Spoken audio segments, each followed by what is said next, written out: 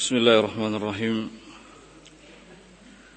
Innal hamdalillah nahmaduhu wa nasta'inuhu wa nastaghfiruh wa na'udzu billahi min shururi anfusina wa sayyiati a'malina. May yahdihillahu fala mudilla lahu wa may yudlil fala hadiya lahu. Ashhadu an la ilaha illallah wahdahu la sharika lahu wa ashhadu anna Muhammadan 'abduhu wa rasuluh. يقول الله سبحانه وتعالى في كتابه الكريم يا أيها الذين آمنوا اتقوا الله حق تقاته ولا تموتن إلا وأنتم مسلمون يا أيها الناس اتقوا ربكم الذي خلقكم من نفس واحدة وخلق منها زوجها وبث منهما رجالا كثيرا ونساء واتقوا الله الذي تساءلون به والأرحام إن الله كان عليكم رقيبا يا أيها الذين آمنوا اتقوا الله وقولوا قولا سديدا يصلح لكم أعمالكم ويغفر لكم ذنوبكم ومن يطع الله ورسوله فقد فاز فوزا عظيما أما بعد فإن أصدق الحديث كلام الله تعالى وخير الهدي هدي محمد صلى الله عليه وعلى آله وسلم وشر الأمور محدثاتها فإن كل محدثة في دين الله بدعة وكل بدعة ضلالة وكل ضلالة في النار. Ikhwani fiddin rahimani wa rahimakumullah.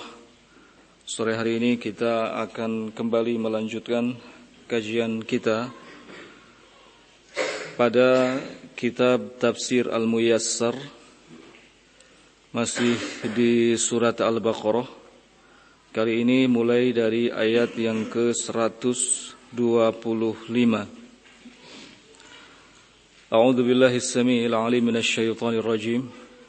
Allah Subhanahu wa taala berfirman, "Wa idz ja'alnal baita mathabatan lin-nasi wa amna واتخذوا من مقام إبراهيم مصلى وعهدنا إلى إبراهيم وإسماعيل أن طهر بيتي للطائفين والعاكفين والركع السجود." وإذ جعلنا, dan ingatlah ketika kami jadikan Baitullah mathabatan, sebagai tempat berkumpul, linnas, bagi manusia, wa amnan, dan tempat yang aman. Wattakhidhu min maqami Ibrahim musalla, oleh karena itu jadikanlah maqam Ibrahim sebagai tempat salat. Wa ahidna ila Ibrahim wa Ismaila, lalu kami perintahkan kepada Ibrahim dan Ismail, antahira, agar keduanya membersihkan rumahku, lit-taifina, bagi orang-orang yang hendak melakukan tawaf, wal akifina, dan i'tikaf, war ruk'is sujud, serta ruku dan sujud. Tafsiran dari ayat ini, qala wadhkur ayyuhan nabi hina ja'alna al-ka'bata marja'an lin-nas ya'tunahu thumma yarji'una ila ahlihim thumma ya'uduna ilaihi. Pada ayat ini Allah Subhanahu wa taala hendak mengingatkan secara khusus kepada nabi kita Muhammad sallallahu alaihi wasallam, dan tentunya pada umumnya adalah kepada kita sebagai umatnya. Di ayat itu Allah Subhanahu wa taala mengatakan wa'idz, dan ingatlah, ai wadhkur ayyuhan nabi, ingatlah olehmu wahai nabi, hina ja'alnal ka'bata, ketika kami menjadikan Ka'bah sebagai rujukan bagi manusia. Semua manusia mendatanginya, kemudian setelah itu pulang menemui keluarga-keluarganya, thumma ya'uduna ilaihi, namun kemudian kembali lagi kepadanya. Wa subhanallah, ya, sesuai dengan fakta, bagi siapapun yang pernah berangkat ke sana pasti ada kerinduan untuk kembali datang ke sana. Di sini dalam tafsirnya dikatakan bahwa Ka'bah dijadikan sebagai marja, tempat rujukan. Dimanapun manusia tinggal, pasti ada keinginan, kerinduan untuk bisa mendatanginya. Ka'bah ini didatangi oleh manusia. Setelah mereka datang, mereka pulang menemui keluarganya. Tetapi kemudian berusaha untuk datang kembali. Wa majma'an lahum fil haji wal umrah wat tawaf was salat wa amnan lahum. Ka'bah ini dijadikan sebagai tempat berkumpul bagi manusia. Untuk apa? Untuk melakukan ibadah haji, umrah, tawaf, dan salat, serta ibadah-ibadah lainnya. Wa amnan lahum. Di samping itu, Ka'bah juga menjadi tempat yang aman bagi manusia. La yughiru alaihim aduun fihi. Tidak ada satu musuh pun yang dapat menyerangnya. Dan ini juga sesuai dengan fakta dari sejak zaman dulu. Bukan tidak ada orang-orang yang hendak menghancurkan Ka'bah. Dari sejak zaman Abrahah dengan bala tentaranya, mereka berupaya untuk menghancurkan Ka'bah, tetapi dilindungi oleh Allah Subhanahu wa taala. Hingga hari ini, berapa banyak orang-orang yang bermaksud jahat menghancurkan Ka'bah, tetapi Allah lindungi. Ada Syiah Rafidhah berusaha menghancurkan Ka'bah, dijaga oleh Allah.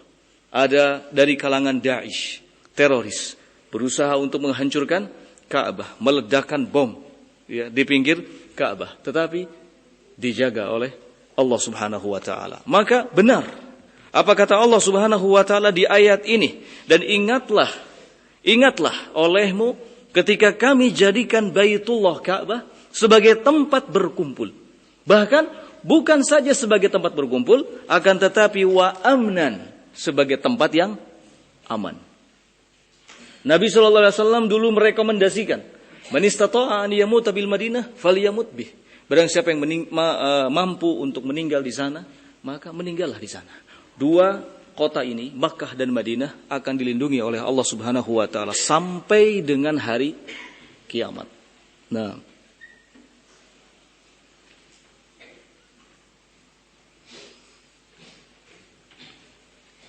wa qulna ittakhidhu min maqami Ibrahim makanan lis-salat fihi. Kemudian di ayat itu Allah Subhanahu wa taala memerintahkan agar menjadikan maqam Ibrahim sebagai tempat salat. Kami katakan ittakhidhu min maqami Ibrahim makanan lis-salat. Jadikanlah maqam Ibrahim itu sebagai tempat salat. Apa yang dimaksud dengan maqam Ibrahim? Qala wa huwa al-hajaru alladhi waqafa alaihi Ibrahim inda bina'ihil Ka'bah. Maqam Ibrahim itu adalah batu yang dulu Nabi Ibrahim berdiri di atasnya ketika membangun apa? Ka'bah. Ya. Karena posisinya persis di samping apa? Ka'bah. Ya. Orang yang tawaf, setelah tawaf salat 2 rakaat di situ, di maqam Ibrahim. Nah, wa auhayna ila Ibrahim wa ibnihi Ismail. Di ayat itu pun Allah mengabarkan bahwa Allah menyampaikan wahyu kepada siapa? Ibrahim dan putranya Ismail. Antahhira baiti, agar keduanya membersihkan rumahku. Min kulli ridsin wa danasin, dari setiap najis dan kotoran. Lil muta'abbidina fihi, bagi orang-orang yang hendak melakukan ibadah padanya. Bit-tawafi haulal Ka'bah, dengan tawaf di sekitar Ka'bah, awil i'tikaf fil masjid, atau bagi yang hendak melakukan i'tikaf di masjid, wassalat fihi, atau juga bagi orang yang hendak melakukan apa? Salat. Nah, ini salah satu keistimewaan Ka'bah Baitullah. Nah, berikutnya ayat yang ke-126. Wa idh qala Ibrahim rabbi ij'al hadha baladan amina warzuq ahlahu minats thamarati man amana minhum billahi wal yawmil akhir qala wa man kafara fa umatti'uhu qalilan thumma adtarruhu ila 'adzabin nar wa bi'sal masir. Wa idh qala, dan ingatlah ketika Ibrahim berdoa kepada Rabbnya, Rabbij'al hadza baladan amina. Ya Rabb, jadikanlah negeri ini sebagai negeri yang aman. Warzuq ahlahu minas thamarat, dan anugerahkanlah untuk penduduknya rezeki seperti buah-buahan. Man amana minhum billahi wal yaumil akhir, khususnya bagi mereka yang beriman kepada Allah dan hari akhir. Qala wa man kafara, adapun bagi orang-orang kafir, kata Allah, fa umatti'uhu qalilan, aku akan memberikan kenyamanan bagi mereka barang sejenak, thumma tarruhu ila adzabin nar, lalu kemudian akan menyeret mereka menuju azab neraka, wa bi'sal masir. Azab benar adalah sejelek-jelek tempat kembali. Kita lihat tafsirannya. Qala wadhkur ayyuhan nabi hina qala Ibrahimu da'iyan. Pada ayat 126 ini lagi-lagi Allah Subhanahu wa taala mengingatkan khususnya kepada nabi kita dan umumnya bagi kita sebagai umatnya. Kata Allah Subhanahu wa taala, wa iz, ai uzkur, ingatlah, ayyuhan nabi, wahai nabi, hina qala Ibrahimu da'iyan, ketika Nabi Ibrahim berkata dalam doanya, Rabbi ja'al, wahai Rabb, jadikanlah negeri ini, yang dimaksud adalah Makkah, jadikan Makkah baladan aminan minal khauf, sebagai negeri yang aman dari ketakutan. Warzuq ahlahu min anwa'is samarat, dan limpahkanlah kepada penduduknya berbagai macam jenis buah-buahan. Kemudian wa khussa bihadzal rizqi man amana minhum billahi wal yaumil akhir. Lalu di ayat itu dikhususkan rezeki berupa buah-buahan hanya diberikan kepada siapa di antara penduduk Makkah itu yang beriman kepada Allah dan hari akhir. Kemudian qala Allah, di ayat itu Allah Subhanahu wa taala berfirman, wa man kafara, dan barang siapa yang kufur. Maksudnya minhum, dari kalangan mereka penduduk Makkah, fa arzuquhu fid dunya, maka aku hanya akan memberikan rezeki kepadanya di dunia, wa umatti'uhu mata'an qalilan, kemudian aku berikan kenyamanan sejenak, thumma ulji'uhu murghaman ila adzabin nar, kemudian aku akan menyeretnya kepada azab neraka nanti. Wa bi'sal marja' wal maqam hadzal masir. Sungguh azabun nar adalah sejelek-jelek tempat kembali dan sejelek-jelek maqam, tempat pulang terakhir. Nah, ikhwan fillah rahimani wa rahimakumullah, pada ayat yang ke-126 ini ada hal yang penting untuk kita cermati, yaitu soal nikmatul aman, nikmat keamanan dan ketentraman. Nikmat keamanan dan ketentraman adalah nikmat yang sangat luar biasa besarnya, ya.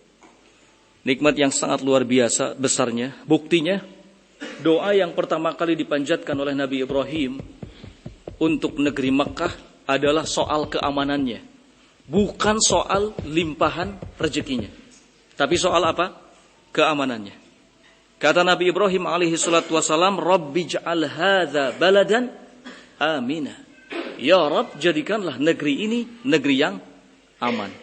Baru kemudian Nabi Ibrahim meminta agar penduduk yang tinggal di negeri ini dilimpahi rezeki. Berupa apa? Buah-buahan. Ini sebuah isyarat bahwa keamanan adalah hal yang paling penting. Ketentraman adalah hal yang paling penting. Sesuatu yang tidak berguna manakala kita hidup diberi kelapangan dalam segala hal, tetapi situasi dan kondisi tidak aman. Ya. Berbeda tentu keadaannya, walau kita hidup seadanya di dunia, tetapi situasi dan kondisinya aman, tentu akan mendatangkan ketentraman dan kenyamanan tersendiri. Oleh karena itu, maka masing-masing kita hendaknya berupaya untuk menciptakan keamanan, ketentraman, kenyamanan, khususnya di lingkungan kita. Ya, ini yang paling utama. Bukan soal fasilitas hidup yang wah, ya, bukan soal banyak rezeki, bukan soal kekayaan, tapi yang terpenting adalah soal apa? Keamanan. Keamanan dan ketentraman, karena dari keamanan dan ketentraman akan melahirkan kenyamanan. Ya, ini yang paling berarti dalam hidup kita. Makanya Nabi Ibrahim sekali lagi, doa yang paling pertama beliau panjatkan adalah meminta supaya Makkah ini dijadikan sebagai negeri yang aman. Ya. Nah. Kemudian ayat yang ke-127. Qala wa idh yarfa'u Ibrahimul qawa'ida minal bait wa Ismailu rabbana taqabbal minna innaka antas samiul alim. Wa idh, dan ingatlah, yarfa'u Ibrahimul qawa'ida minal bait wa Ismail, ketika Ibrahim dan Ismail meninggikan pondasi Baitullah, Ka'bah. Kemudian keduanya berdoa. Dalam doanya keduanya mengatakan Rabbana taqabbal minna.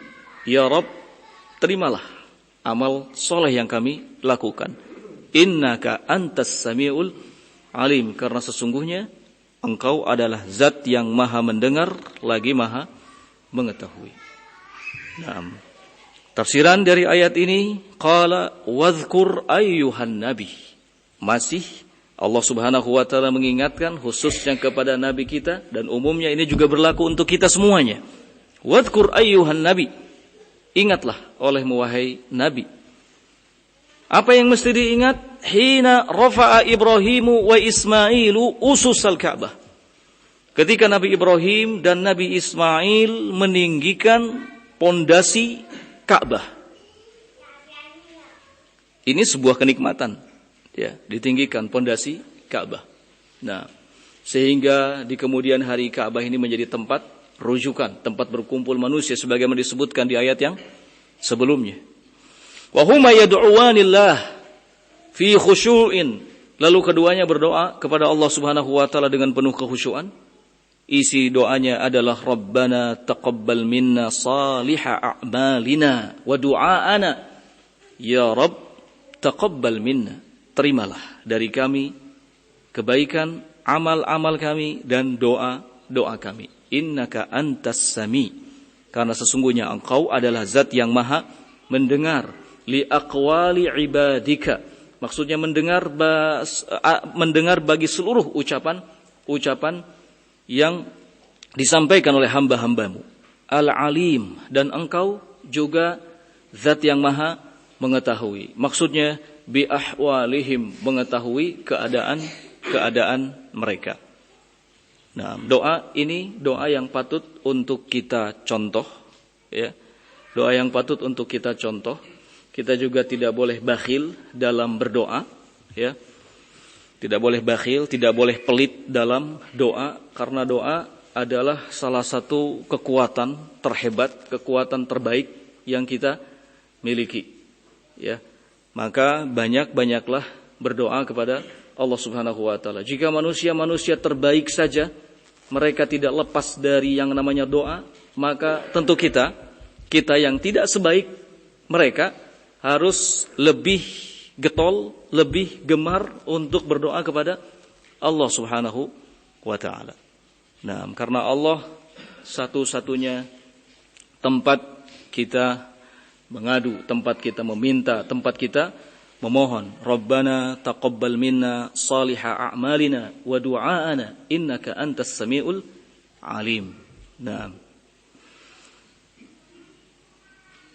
ayat berikutnya 128.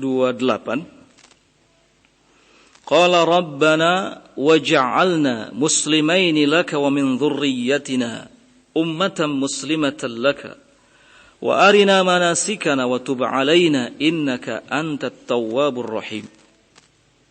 Rabbana, wahai Rabb kami, ini masih doa yang dipanjatkan oleh Ibrahim dan Ismail. Rabbana, wahai Rabb kami, waj'alna muslimaini. Jadikanlah kami dua orang yang patuh. Dua orang yang selalu berserah diri laka kepadamu. Wa min dzurriyyatina ummatan muslimatan laka. Dan jadikan pula anak keturunan kami sebagai umat yang berserah diri kepadamu. Wa arina, dan tunjukilah kepada kami manasikana, tata cara ibadah haji buat kami. Wa tub alaina, dan terimalah taubat kami, innaka antat tawwabur rahim. Karena sesungguhnya engkau adalah zat yang maha menerima taubat, ar-rahim, dan maha penyayang. Tafsirannya, Rabbana waj'alna thabitaini 'alal Islam. Di ayat itu Allah Subhanahu wa taala menyebutkan bagaimana doa yang dipanjatkan oleh Ibrahim dan Ismail. Rabbana, wahai Rabb kami, waj'alna muslimaini laka. Wahai Rabb kami, jadikan kami dua orang yang muslim, patuh, berserah diri kepadamu. Maksudnya thabitaini 'alal Islam. Jadikanlah kami sebagai dua orang yang selalu kokoh di atas Islam. Munqadaini li ahkamika, tunduk patuh terhadap hukum-hukumu. Waj'al min dzurriyyatina ummatan munqadatan laka, dan jadikan pula keturunan-keturunan kami sebagai umat yang patuh kepadamu. Bil iman, dengan penuh keimanan. Wa bassirna bima'alimi ibadatina laka, dan beri ilmu kami tentang tata cara ibadah yang harus kami lakukan kepadamu. Wa tajawuz an dunubina, dan ampunilah dosa-dosa kami. Wa tub alaina, terimalah taubat kami. Ini mengandung artian ampunilah dosa-dosa kami. Innaka anta katsirut taubah ala ibadika wasi'ur rahmah bihim. Karena sesungguhnya engkau katsirut taubah ala ibadika, banyak menerima taubat hamba-hambamu. Wasi'ur rahmah bihim, dan teramat luas rahmatnya terhadap mereka. Nah, Nabi Ibrahim, Nabi Ismail mengajarkan kepada kita doa kekokohan, doa keistiqomahan, ya. Rabbana waj'alna muslimain, ya, atau muslimin laka. Nah, doa meminta kekokohan, meminta keistiqomahan kepada Allah adalah hal yang penting dalam kehidupan kita, ya. Ketika Allah Subhanahu wa taala memberikan petunjuk, taufik kepada kita berupa Islam, iman, ini tidak berarti bahwa kita lepas, tidak meminta dikokohkan di atasnya. Justru kewajiban kita berikutnya adalah meminta agar tetap dikokohkan di atas Islam, di atas iman, ya. Nah,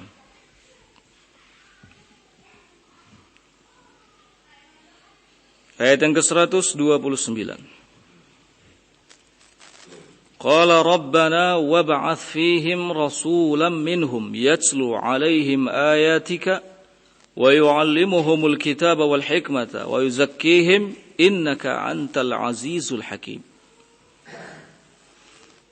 Rabbana, wahai Rabb kami, wab'ath fihim rasulan minhum, utuslah ke tengah-tengah mereka seorang rasul dari kalangan mereka sendiri. Yatlu alaihim ayatika, yang akan membacakan kepada mereka ayat-ayatmu, akan mengajarkan kepada mereka kitab dan hikmah, wa yuzakkihim, dan akan mensucikan mereka. Innaka antal azizul hakim, sesungguhnya engkau maha mulia lagi maha bijaksana. Ini permohonan dari Nabi Ibrahim, Nabi Ismail, agar Allah Subhanahu wa taala mengutus kembali seorang rasul untuk meluruskan dan menjaga, ya, kondisi manusia. Nah, tafsiran dari ayat ini, qala Rabbana wab'ath fi hadhil ummati rasulan min dzurriyyati Ismail.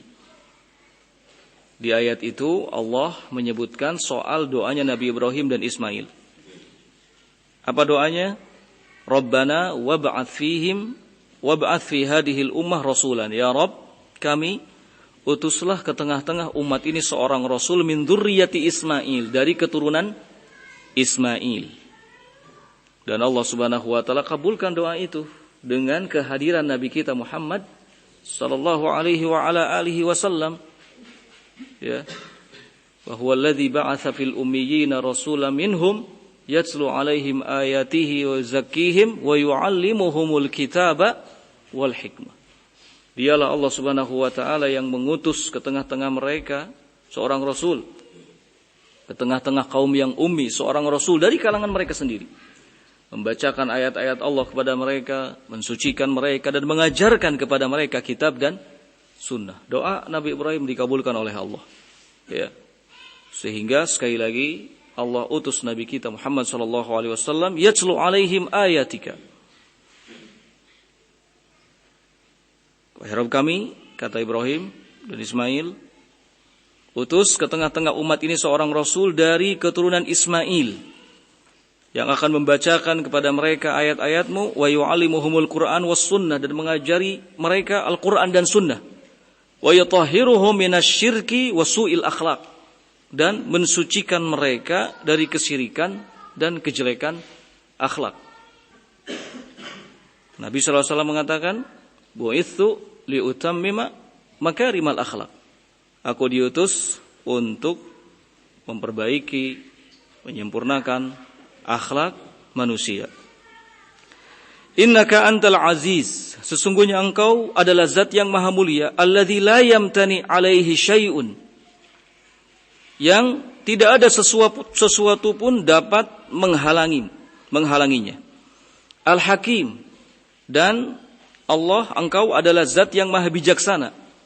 Alladzi yadha'ul asya' fi mawadhi'iha. Yang dimaksud dengan bijaksana di sini adalah alladzi yadha'ul asya' fi mawadhi'iha, yang selalu meletakkan segala sesuatu itu pada tempatnya. Ya. Kalau arti dari Al-Aziz adalah alladzi la yamtani alaihi syai'un. Tidak ada sesuatu pun yang dapat menghalanginya. Ini makna dari kata Al-Aziz, yang maha mulia, maha kuat.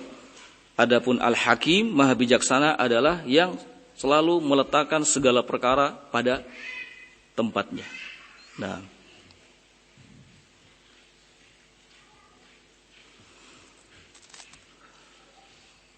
ayat yang ke-130. Qala wa may yarghabu an millati Ibrahim illa man safiha nafsah wa laqad istafainahu fid dunya wa innahu fil akhirati laminas salihin. Kata Allah Subhanahu wa taala, tidak ada yang membenci millah Ibrahim kecuali orang yang safiha nafsah, kecuali orang yang jahat, orang yang buruk keadaan dirinya.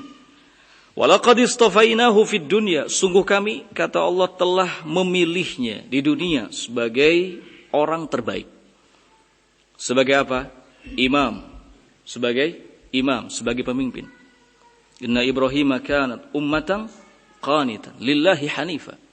Ibrahim adalah bagaikan umat, ya, yang lurus, yang selalu melakukan ibadah kepada Allah Subhanahu wa taala. Satu orang disebut sebagai apa? Umat. Ini tanda bagaimana kelebihan yang dimiliki oleh Nabi Ibrahim, dan Allah memang sudah memilihkannya. Walaqad istafainahu fid dunya, sungguh kami telah memilih dia Ibrahim di dunia sebagai manusia terbaik. Wa innahu fil akhirati laminas salihin, dan sesungguhnya Ibrahim nanti di akhirat juga termasuk ke dalam golongan orang-orang yang soleh. Nah, maka sebelum Allah Subhanahu wa taala menjelaskan itu, Allah kecam orang-orang yang benci, tidak suka kepada millahnya Ibrahim. Wa may yarghab an millati Ibrahim illa man safiha nafsah. Enggak ada yang benci, tidak suka kepada millah, kepada ajaran Ibrahim, kecuali orang yang jahat. Nah, Dalam tafsirannya dikatakan wala ahadun yu'ridu an dini Ibrahim wa huwa al-Islam illa safihun jahilun. Tidak ada seorang pun yang berpaling dari agama Ibrahim, dari millah Ibrahim. Apa millah Ibrahim? Islam. Millah Ibrahim adalah Islam, tauhid, ya, yang berpaling dari segala macam bentuk kesyirikan.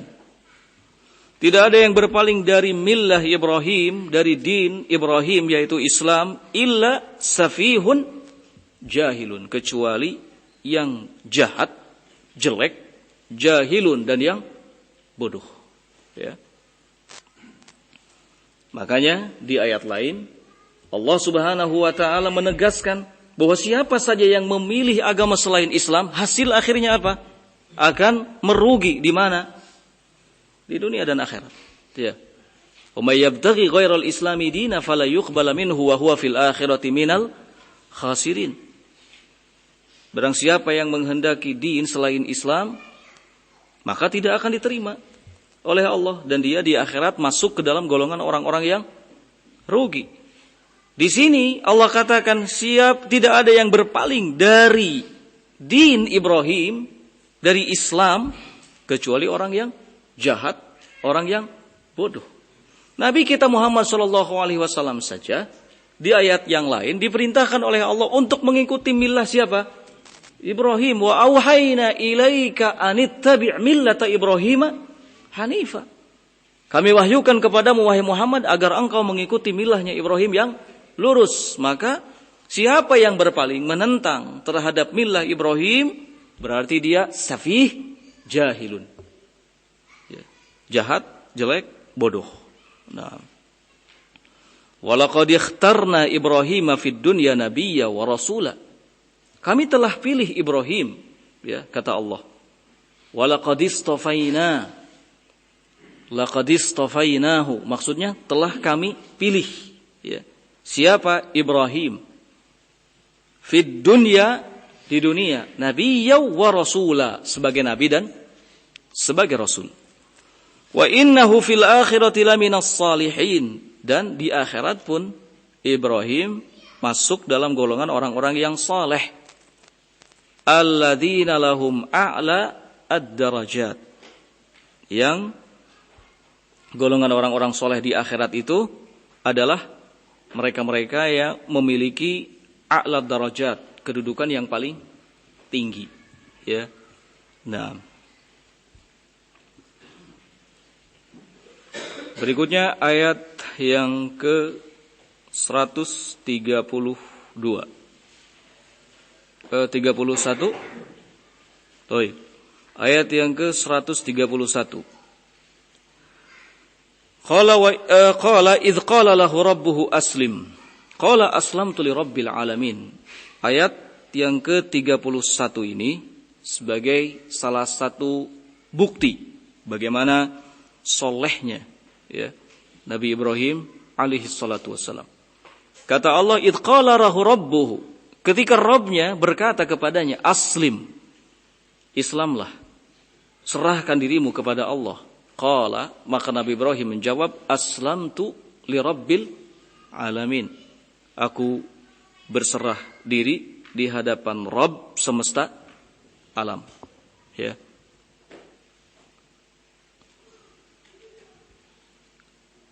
Qala wa sababu hadzal ikhtiyar, dalam tafsirnya, wa sababu hadzal ikhtiyar musara'atuhu ila al-islam duna taraddudin hina qala lahu rabbuhu akhlis nafsaka lillah munqadan lahu fastajaba Ibrahim wa qala aslamtu li rabbil alamin ikhlasan wa tauhidan wa mahabbatan wa inabatan.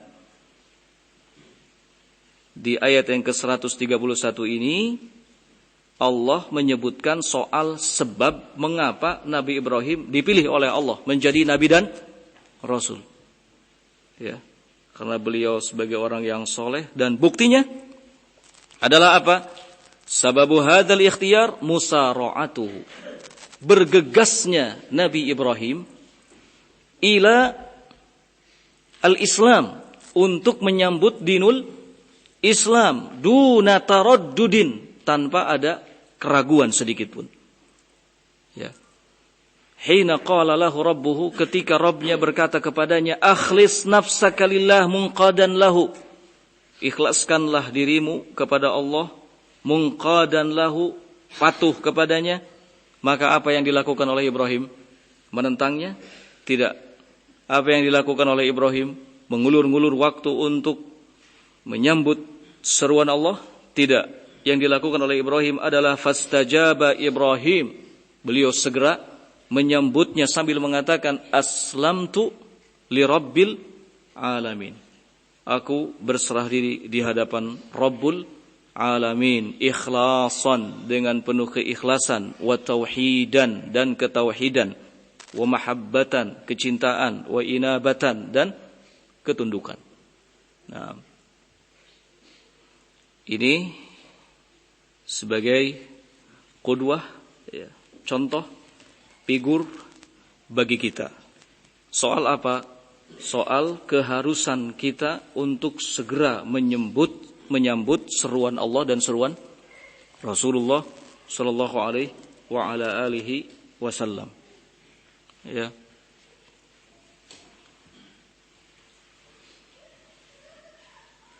Seorang mukmin ketika datang seruan Allah, maka kalimat yang akan pertama kali dilontarkan dan diucapkan adalah sami'na wa ata'na. Kami dengar dan kami taat.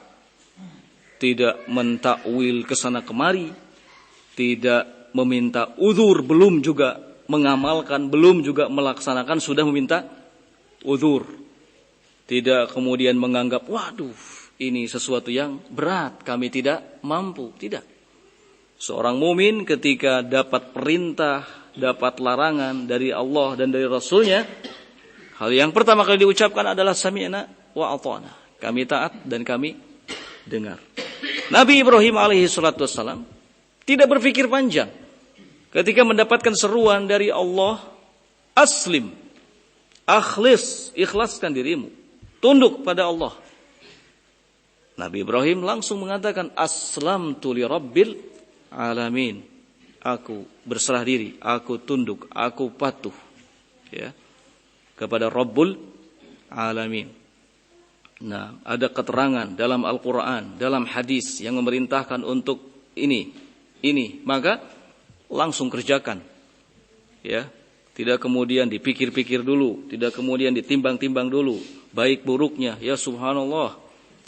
Ya, ditimbang baik dan buruknya. Padahal sesuatu itu sudah ada dalam Quran dan Sunnah. Sesuatu yang sudah ada dalam Quran dan Sunnah tidak perlu ditimbang baik buruknya, karena pasti isinya baik. Ya, pasti isinya baik. Jadi tidak perlu timbang-timbang dulu, tidak perlu dilihat dulu, disesuaikan dulu, ya, apakah di zaman ini cocok atau tidak. Islam itu tidak pernah mengalami apa yang disebut dengan kedaluarsa, ya. Ajaran-ajarannya itu tidak pernah usang. Islam itu ajaran-ajarannya selalu baru dari dulu sampai sekarang. Enggak ada yang expired, ya, enggak ada yang wah ini sudah kedaluarsa, sudah di luar zamannya. Tidak ada. Ajaran Islam diterapkan dimanapun, di zaman apapun, selalu cocok, selalu sesuai. Kenapa sesuai? Kenapa? Karena Islam adalah agama apa? Agama fitrah. Islam adalah agama fitrah. Sesuai, cocok, pas dengan fitrahnya apa? Manusia. Ya. Maka tidak melihat situasi dan kondisi, tidak melihat zaman, tidak melihat waktu. Akan selalu sesuai, selalu serasi. Oleh karena itu sekali lagi ketika kita mendapatkan seruan dari Allah dan Rasul, maka kalimat yang harus pertama kali kita ucapkan adalah sami'na wa ata'na. Kami taat dan kami mendengar. Seperti Nabi Ibrahim alaihi salatu wassalam, aslamtu li rabbil alamin. Aku berserah diri ke hadapan Rabb al-alamin. Dengan penuh keikhlasan, ketauhidan, kecintaan, dan ketundukan serta kepatuhan. Nah, ayat yang ke 132. Qala wa wassa biha Ibrahimu banihi wa Yaqubu ya baniya inna Allah astafa lakumud din fala tamutunna illa wa antum muslimun.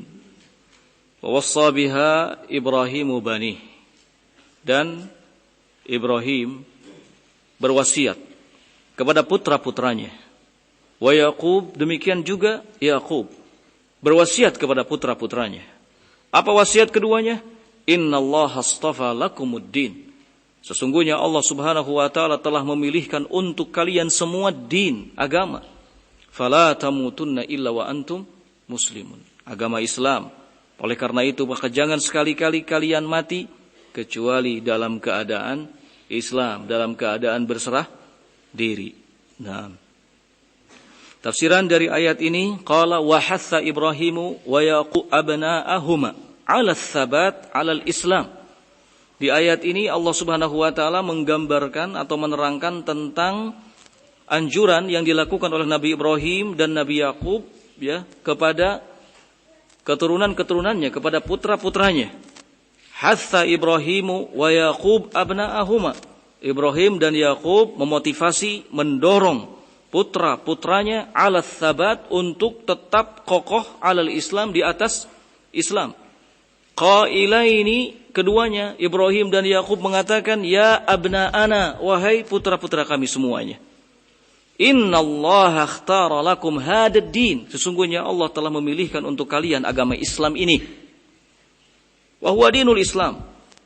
Fala tufariquhu ayyama hayatikum. Maka jangan sekali-kali kalian tinggalkan Islam sepanjang hidup kalian.